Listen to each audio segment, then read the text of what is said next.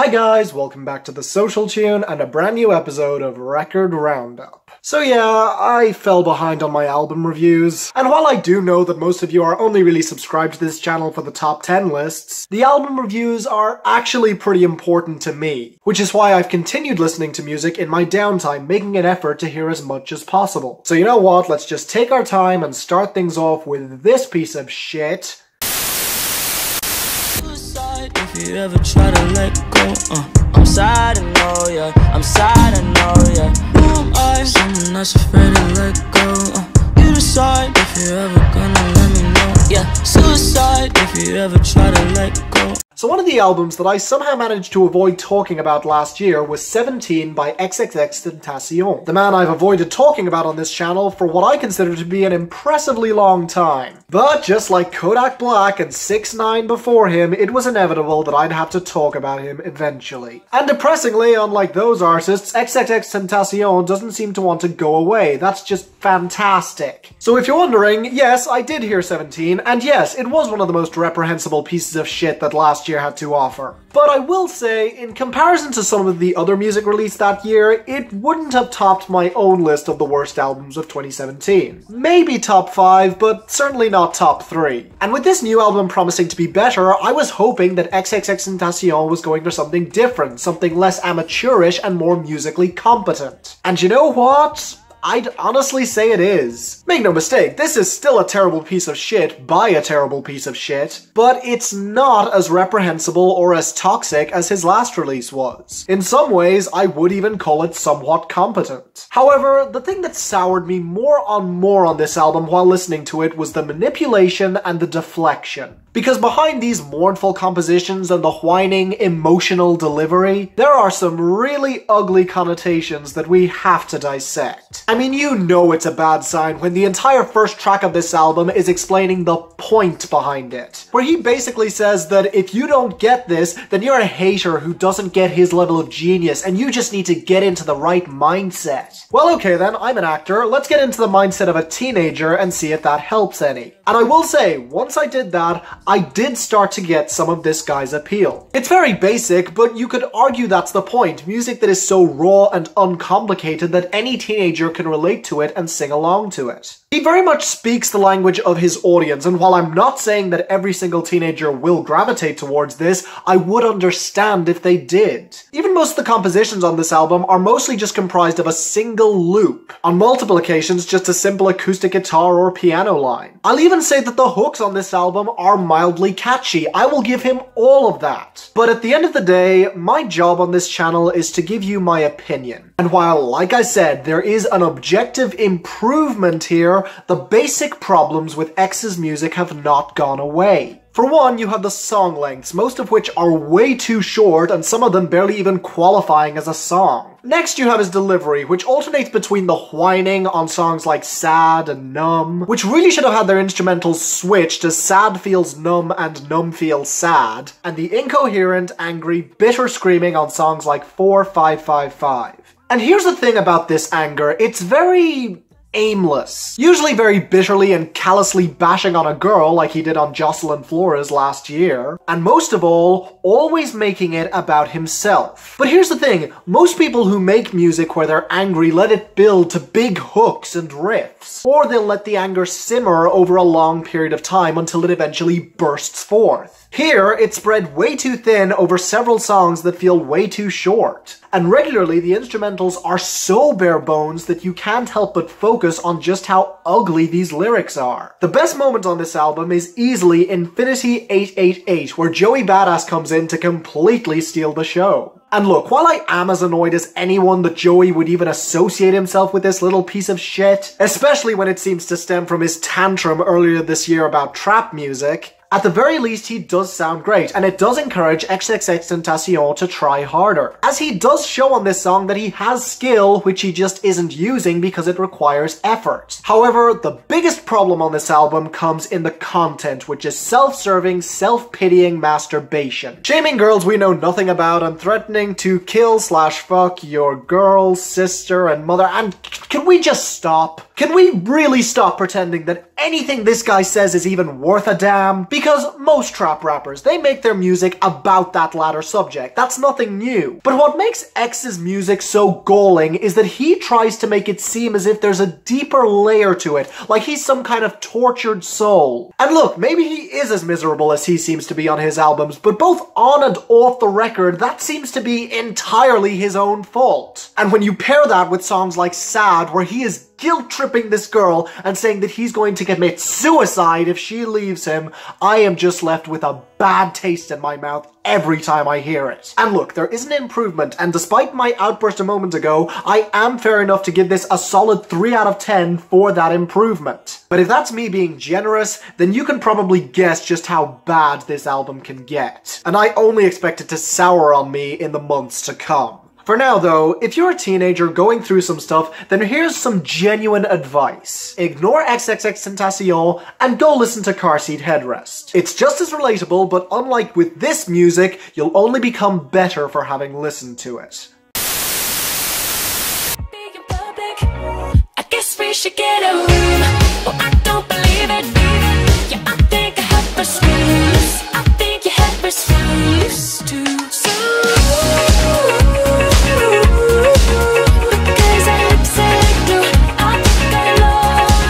So once in a while, a band will break through based solely on other people's endorsements, something that happens in the UK pretty often. So when I heard that this Brighton indie pop band had broken through and I started researching them, and I found that people were comparing their work to the last Paramore project After Laughter, I got genuinely excited. After all, that's my favourite Paramore album, which came damn close to being one of the best albums of 2017. With fantastic standouts like Hard Times and especially 26 being among some of the best songs of the band's entire career. And after listening multiple times to You Are Someone Else by Fickle Friends, I can definitely say that their basics are strong. Their hooks are mostly very catchy and wiry, and I can definitely say they have a very energetic and bright frontwoman in Natasha Shiner. However, considering this is their debut studio album, I do have to address the fact that she and the rest of the band do have some shortcomings that need to be addressed sooner rather than later. Because again, I do see great potential in this band moving forwards. To start with, writing-wise, the album can't help but feel very thin, with very basic metaphors about love and being stuck on someone like glue, all of which could be explored in more detail and more colourfully in the future. Another thing is their reliance on vocal effects, as their constant use of reverb and echoing can get a little bit old after a while, particularly on songs like Rotation, and especially in the repetitious vocal lines that they use to simply fill up space in a lot of these songs. Basically aimlessly vocalizing instead of letting the instrumentals handle the bridge, even when the guitar riff is really good on songs like Glue. On top of that, for as catchy as songs like Lovesick and Wake Me Up are, I would have liked it if the bass guitar was given just a little bit more prominence to really drive that groove home. The best example of this is probably Useless, where the verses have a lot of nervous energy that really allows the chorus to build and then burst free. Or on Say No More, with those great keyboard leads and the guitars building fantastically off of the drums. There's a great foundation there. So ultimately, I'm thinking a light 7 out of 10. Yeah, I know it can feel basic, but the best songs do bolster it up for me, and this is a sound that naturally appeals to me. And while it can feel a little bit long at 16 tracks, I am confident that this band could really become a formidable force in the coming years if they just take my advice. So hey, Fickle Friends, if you happen to see this, then great start, and I hope to hear more from you in the future. Big fan of Brighton, by the way. Have you ever been to Chalky Walky Dude? Focus!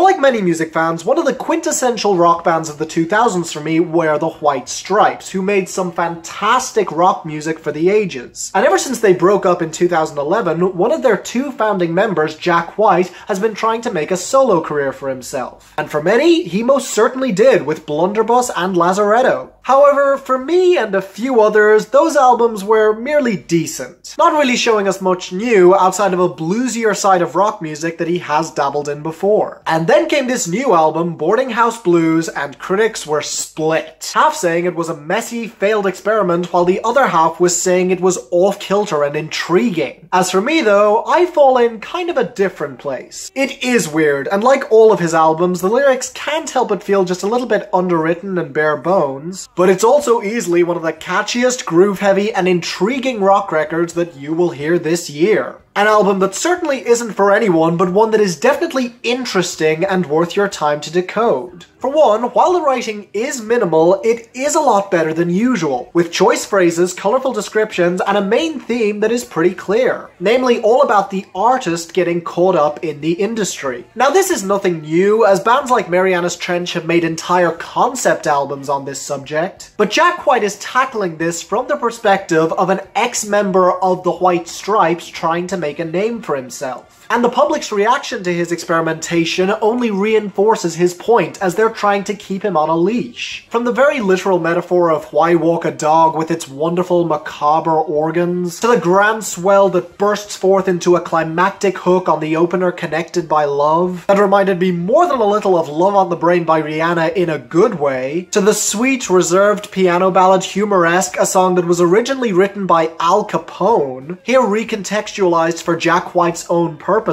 to the smoky pianos and strings on Abulia and Akrasia, to the absolutely unforgettable hook of the best song here, Corporation, sarcastically inviting us to join the system. Even songs that most critics have panned, like Hypomisophoniac, are still really good in my opinion. Reportedly made up entirely of sounds from various toys, and even having an actual hook balancing it all out. And by the end of this album, on What's Done Is Done, tired of being weighed down by the institution, Jack White decides to walk down to the store to buy a gun and shoot himself dead, with his fellow musician Esther Rose following along and saying that she's going to stay behind, symbolizing the corporations that will be around long after Jack White is dead. Now with all that praise out of the way, I don't love all the songs here. Respect Commander has a roiling presence to it, but I just felt that songs like Corporation and Over built up their grooves a lot better, and it also felt just a little bit more processed than a lot of these other beats. And the off-kilter beat and distorted vocals of Get the Mine Shaft didn't really come together for me. But still, the majority of this album is experimental in a way that very few artists dare to do, especially when they already have a formula that many like just fine. Sure, it is an album that I respect more than I like it, but the ideas here are way too juicy and interesting to overlook. I haven't a doubt in my mind that this is exactly the album that Jack wanted to make, and that he knew exactly how people would react to it. And I'm not gonna deny, I respect the hell out of him for it, and as a bonus, I ended up really liking it. Extremely strong 7 out of 10, and definitely one of the most quintessential rock albums released so far in 2018. I'm sure many of you have been put off by the critical backlash that this has received, but trust me, if you give it the time of day, you'll see that it's catchy and clever enough to never feel too abrasive. So put some time aside, and definitely give it a few listens.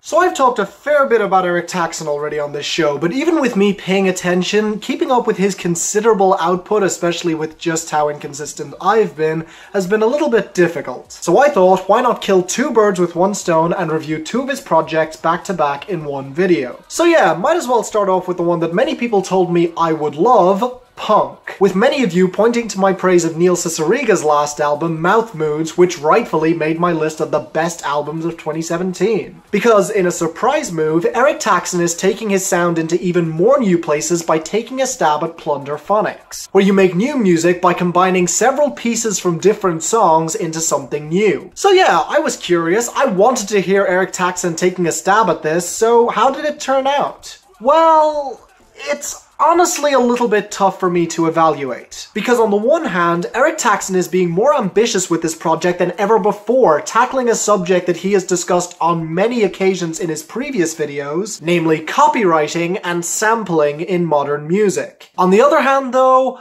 I can't say that this album worked for me anywhere near as well as Mouth Moods did. For some very specific reasons that I'll do my best to explain. So for starters, what made Mouth Moods as amazing as it was admittedly the nostalgia. Taking great and established hits and often making them sound even better or weirder. Here, while the best songs are better than the pieces they're made up of, some of those pieces are songs that I outright hate. Now there are moments where the groove and the hook are good enough to completely overlook that factor. For starters, you have the opening track Rock On, which starts out with a sample of a rock star snidely commenting on someone else sampling their music, to a fantastic blend of classic rock riffs, to a flat-out sped-up sample of Demi Lovato's Sorry Not Sorry, as a huge middle finger to people with that rock star's mindset. Or Lost Lander, which somehow makes Danielle Bregoli, aka Bad Barbie, aka the Cash Me Outside girl, mildly tolerable over the opening cries from 21 Pilots' song Tearin' My Heart, as well as a gorgeous sample of Wonderful World by Lost Lander, which just made me delighted that I wasn't the only one who knew that song. Or take the first half of Sing and Sing, which takes the fantastic vocals of Childish Gambino off of Firefly, and set it alongside a sample of Train's Soul Sister, which was downright inspired. Too bad the second half of the song just evolves into repeated looped vocal lines sampled from Meghan Trainor, but maybe that's just me. I could see other people liking it. Of course, then you have the songs made up of samples that I already like Hell March 2011, that combines a powerful drum beat with an inspired sample of Nicki Minaj's super bass that gets more and more clever the more you think about it. Or Take Notes with a phenomenal percussion line blending fantastically with Miley Cyrus's Malibu. Or the haunting reading of drummer Hoff, which was fantastically atmospheric and kind of haunting for a children's book. But unfortunately, you also have the experiments that don't quite work for me. For as much as I can see Square Dance working for some people, the overlapping samples really got annoying for me. Blending MIA, the American Authors, and Hello by Martin Solveig and Dragonette. Taylor Swift was the one song on this album whose placement I didn't really get, with the off-kilter beats and pianos that were okay, I guess. Maybe it's a reference to the fact that Taylor Swift was one of the big players in getting YouTube to crack down on people sampling artists' music, but that's only a guess. Plus, there are two songs on this album that I understand conceptually,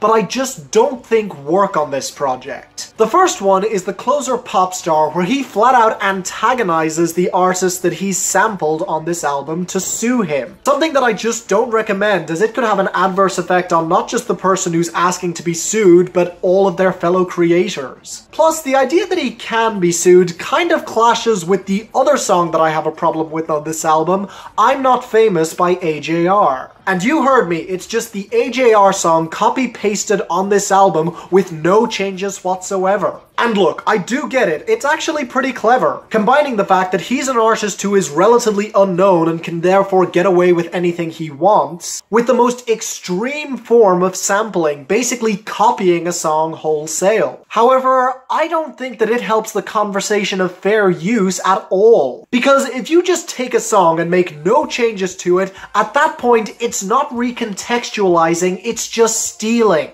And I say that as someone who can't stand AJR. Now, maybe if Eric Taxon were to, say, credit them in the title of the track, that would at least be okay to me. But again, considering just how antagonizing that final song is, that probably wouldn't work either. So in the end, I am very conflicted on this album. There are some fantastic songs here, and I do appreciate the ambition on display. But I also can't deny that I do have major problems with a lot of the framing here, as well as a lot of the songs themselves. So ultimately, I'm gonna level this out to a very strong 6 out of 10. I hope that you'll pursue this direction more, man, because you're clearly very good at it, but I do just think that some of the ideas on display here need to be reconsidered. But hey, to the rest of you, do still go support this, it still deserves it. Or otherwise, if you want something that works on a slightly more visceral level for me,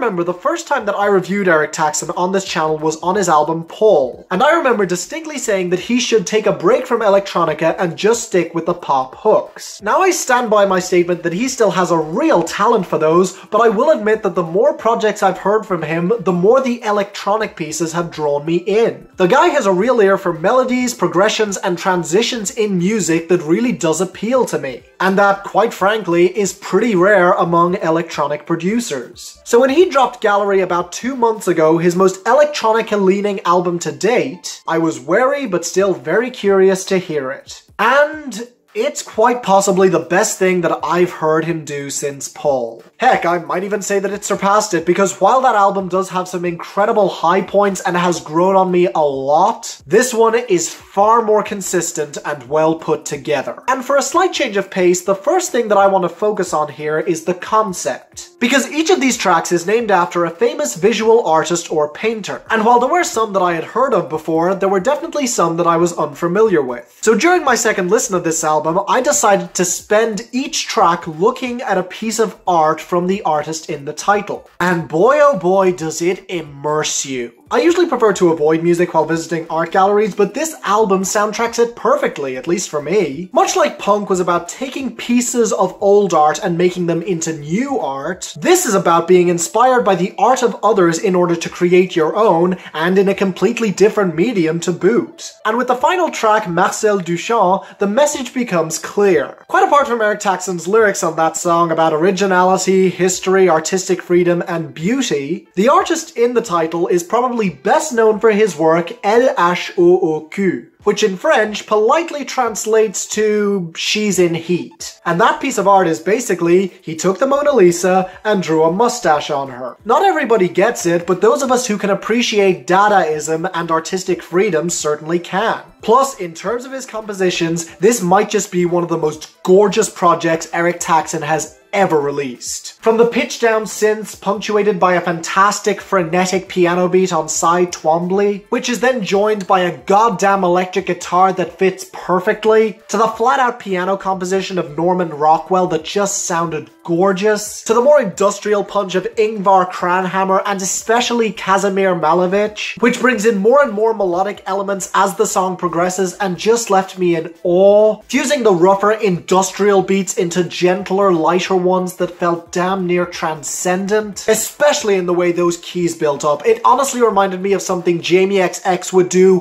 which is high praise indeed. But the easy highlight is the utterly beautiful Pablo Picasso. With the choral synths, the high-pitched tone that never got annoying and gave the song a great sense of playfulness. And let's not forget those off-kilter pianos, easily culminating in the best song I've heard from him since Real Boy. Fantastic song, I love it. Now, I do have some minor criticisms. Occasionally there's an element that sticks out from the rest of the production that can get a tad distracting, and the song Carl Andre is by default the worst song here for only really being a 3-second tone. But at the end of the day, this is one of the best albums that I've heard from Eric Taxon, and funny thing, I don't think that was his intention. So yeah, while it may surprise many of you and even him, I'm giving this a strong 8 out of 10. Again, I'm a sucker for music that provokes emotion in you, and when it's this beautiful and well put together, there is no chance that I'm not gonna give you serious props. So definitely check out Gallery by Eric Taxon, and to you, sir, I told you would knock it out of the park for me eventually, and I'm so glad you finally did. So yeah, thank you guys for watching. Leave a like if you enjoyed. Some interesting stuff was discussed in this video, so please leave your thoughts on it down in the comments below. I really want to hear your take on everything that we discussed. Otherwise, if there are any other albums that came out in the past month that I may have missed, or that are coming out soon, then please post those in the comments as well, or tweet them at me at @thesocialtune, link in the description. Don't worry, there are plenty of albums still on my schedule that I will get to as soon as I can. In the meantime, please subscribe and hit that notification bell so you don't miss a thing, and until the next time, I'm Finn, and this is The Social Tunes, signing off.